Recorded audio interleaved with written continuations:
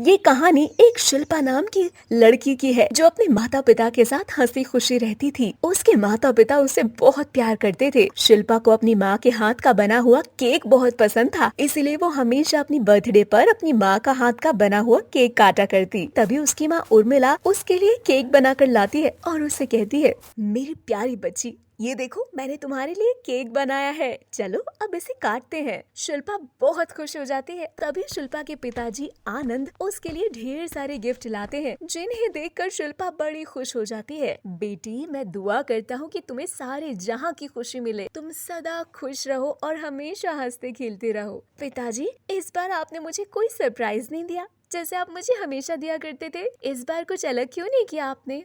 मेरी प्यारी बच्ची, क्या तुम्हें ऐसा लगता है कि मैं तुम्हारे लिए कोई सरप्राइज नहीं लाऊंगा? मैंने तुम्हारे लिए बहुत अच्छा सरप्राइज रखा है, जिसके लिए तुम्हें मेरे साथ चलना होगा। हम तुम्हारी मम्मी को भी लेके चलेंगे। उसके बाद आनंद शिल्पा के बर्थडे सरप्राइज को दिखाने लेकर जाता है, लेकिन कहते हैं ना, ज्यादा खुशी को हमेशा नजर लग जाती है। ऐसे ही शिल्पा की खुशियों को भी किसी की नजर लग गई। रास्ते में जाते जाते उनका ट्रक से बहुत बड़ा एक्सीडेंट हो गया। शिल्पा को होश आता है, वो अपने चारों तरफ देखती है, उसे उसके माता पिता नहीं दिखाई देते। तभी एक डॉक्टर आता है, उससे कहता है, कैसी हो बेटा? अब तुम्हें ज्यादा परेशानी तो नहीं? अगर कोई भी दिक्कत है तो तुरंत नर्स को बताना। शिल्प और हिचकिचाते हुए पूछती है, मेरे मेरे मेरे पिताजी कहाँ हैं?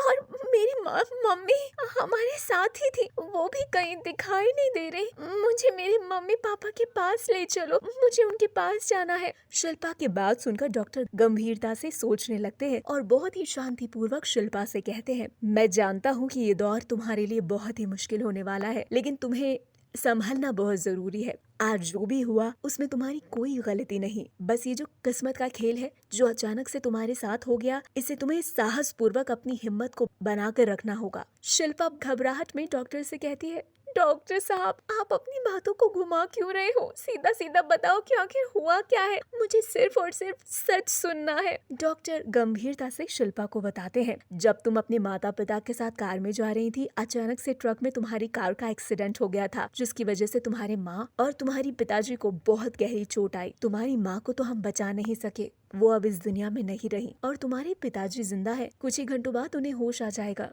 मुझे माफ करना प्यारी बच्ची, तुम्हारी माँ अब इस दुनिया में नहीं रही। पिता उसके सामने खड़े होते हैं, वो अपने पिता को देखकर रोने लगती है। पिताजी, ये क्या हो गया? पिताजी, हमारी हंसती खेलती जिंदगी में ये कैसा पहाड़ टूट गया? मेरी माँ के बिना मैं कैसे जीऊंगी?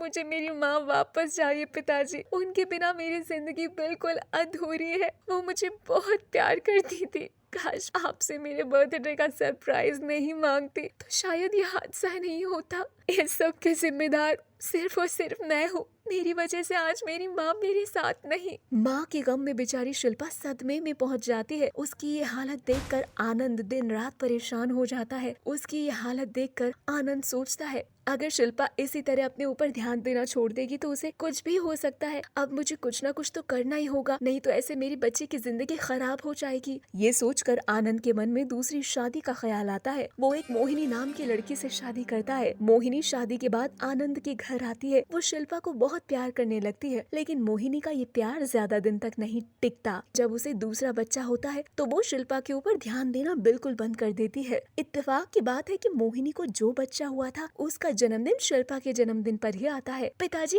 कितनी अच्छी बात है ना कि मेरा और बाबू का बर्थडे एक साथ आता है। अब हम दोनों अपना बर्थडे एक साथ मनाया करेंगे। हाँ मेरी प्यारी बच्ची, इस साल तुम्हारा बर्थडे हम बहुत अच्छी तरीके से मनाएंगे। ये सब मोहिनी दरवाजे के पास खड़ी होकर सुन लेती है। वो मन ही मन सोचती है, नहीं, ये नहीं हो सकता। इस मनहूस के साथ मेरे बाबू का जन्मदिन नहीं मनाया जाएगा। क्या पता इस मनहूस लड़के की मनहूसियत मेरे बच्चे पर पड़ जाए। जैसे ये अपनी माँ को खा गई, क्या पता मेरे बाबू के साथ कुछ गलत हो जाए। नहीं नहीं, मैं ऐसा नहीं होने दूंगी। इसके लिए तो मुझे कुछ ना कुछ करना ही होगा। मोहिनी ये सोचकर बेचारी शिल्पा से पूरा दिन भर काम करवाती है। जब वो अपने कमरे में आराम करने जा रही होती है, ओ लड़की सुन, कल मेरे बाबू का बर्थडे है और सभी मेहमान आएंगे। मेहमान की खातिरदारी में कोई कमी नहीं होनी चाहिए। और हाँ, ये ड्रेस कल पहन लियो और सुबह जल्दी उठकर घर का सारा काम करना और खाना भी तुझे ही बनाना है, समझी तू? ठीक है माँ। मोहिनी शिल्पा को फटी पुरानी ड्रेस देती है। ऊपर से कल शिल्पा का भी बर्थडे होता है। वो उसे इतना सारा काम बता देते हैं कि वो बहुत उदास हो जाती है और मायूसी से अपने कमरे में चली जाती है और रोती हुई अपनी माँ को याद करती है।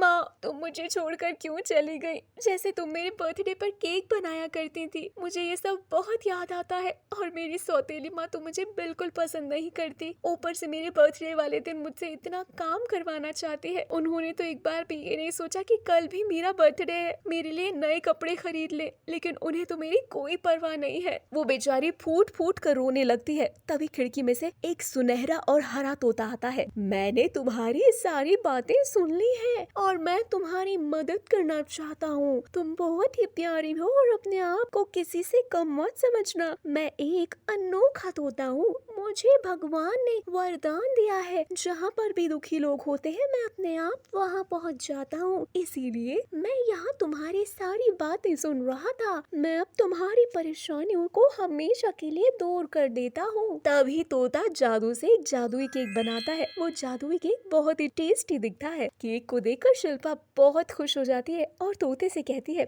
अरे इतना प्यारा और सुंदर केक तुमने कैसे बनाया? ये तो बहुत स्वादिष्ट लग रहा है। क्या मैं इसे अभी खा सकती हूँ? नहीं नहीं, तुम इसे अभी नहीं खा सकती। कल जब तुम्हारी सौतेली माँ अपने बच्चे के लिए केक लाएगी तो तुम्हें बस उस केक से इस केक को बदलना है। जादुई केक की ये खासियत है कि ये लोगों के दिलों से नफरत को दूर करता है, उनके अंदर प्यार और ममता भरता है। जब ये केक तुम्हारे परिवार वाले खाएंगे तो तुम्हें बहुत प्यार करेंगे। उसके बाद तुम्हारे ऊपर कोई कभी अत्याचार नहीं करेगा। क्या सच में ऐसा हो पाएगा? क्या मेरी सौतेली माँ मुझे अपनी बेटी की तरह प्यार करेंगी? हाँ हाँ, तुम चिंता मत करो, मुझ पर भरोसा रखो। मैं केवल तुम्हारे लिए ही यहाँ पर आया हूँ। अब जब मैंने तुम्हें कहा है तो बस तुम्हें उतना ही करना है। उसके बाद जादुई केक का कमाल देखना। शिल्पा बहुत खुश हो जाती है और अगले ही दिन चुपके से केक को जादुई केक से बदल देती है। थोड़ी देर में मोहिनी केक काटती है। जैसे ही वो खुद खाती है और वो अचानक से रोने लगती है और वो रोते रोते शिल्पा से कहती है, मुझे माफ कर दो मेरी प्यारी बेटी। मैंने स्वार्थ में कुछ ज्यादा ही गलत कर दिया तुम्हारे साथ। मैंने तुम्हारे बारे में एक बार भी नहीं सोचा। तुम बहुत अच्छी हो और मुझे मेरी गलतियों पर बहुत शर्मिंदगी महसूस हो रही है। अगर हो सके मुझे माफ कर देना मेरी प्यारी बच्ची। माँ, आप ऐसा क्यों सोचती हो? मैं आपसे बहुत प्यार करती हूँ। मेरी असली माँ तो मर गई तो क्या हुआ, लेकिन आपने मुझे बहुत प्यार दिया था, वो मैं नहीं भूल सकती। उसके बाद से मोहिनी शिल्पा को बिल्कुल अपनी सगी बेटी की तरह प्यार करती है। तरह सब लोग बहुत खुश हो जाते हैं।